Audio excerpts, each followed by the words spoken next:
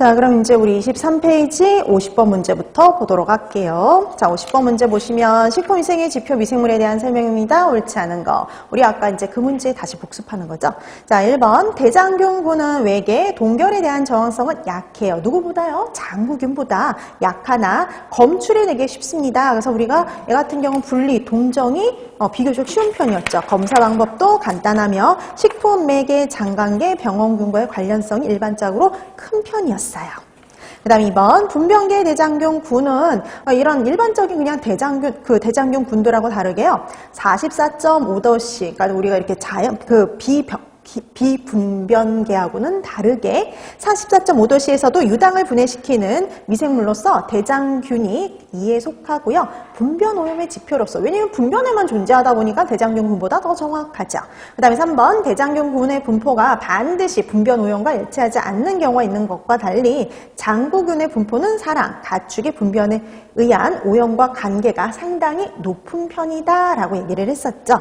그 다음에 4번 생선, 채소, 절인 고기에서의 검출률이 대장균군은 높은 반면에 장구균은 일반적으로 높다.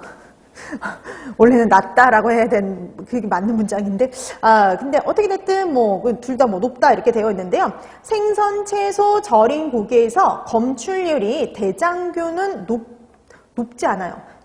그 생선, 채소, 절인 고기에서 다 대장균군은 검출률이 낮다라고 되어야 되죠. 그래서 낮은 반면에 장구균은 일반적으로 높은 편이다라고 보시면 됩니다. 그래서 생선이나 채소에 그리고 절인 고기에서 장구균은 검출률이 좀 높은 편에 해당이 됐었죠.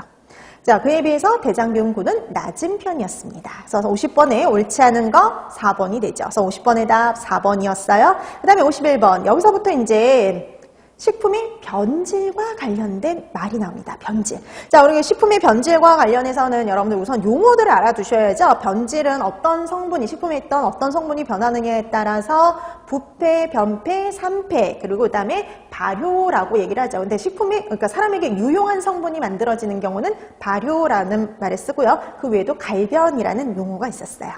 자, 지금 이 중에 옳지 않은 것 찾아라 그랬네요. 1번, 변패는 미생물 등에 의해서 탄수화물, 지방질이, 그러니까 질소를 함유하고 있지 않은 탄수화물, 지방질이 분해되어 산미를 형성하거나 비정상적인 맛과 냄새가 나는 현상을 변패라고 얘기를 하죠. 자, 그 다음에 2번 지방질이 산소, 햇볕, 금속, 효소, 세균 등의 작용으로 인해서 산화되는 현상으로 산소 분압이 낮으면 속도가 빨라진다. 자, 산소 분압이 낮아지면 산소가 많아야지 산화가 잘 일어나겠죠. 그래서 얘는 산소 분압이 높으면 이렇게 돼야 돼요. 그래서 산소 분압이 높으면 속도가 빨라진다 이렇게 돼야 되겠죠. 그래서 옳지 않은 거 2번입니다. 그럼 3번, 4번 맞겠죠? 한번 보세요. 발효는 탄수화물이 미생물의 분해작용으로 사람에게 유용한 유기산이나 알코올, 아미노산 등이 생성되는 걸 우리가 발효라고 얘기를 하고요. 부패는 단백질과 질소, 화합물을 함유한 식품이 자기소와 부패세균의 효소작용에 의해 분해되어 가식성을 잃는 현상을 가지고는 부패라고 얘기를 했었죠. 그래서 각각의 용어 확인해 두시면 됩니다.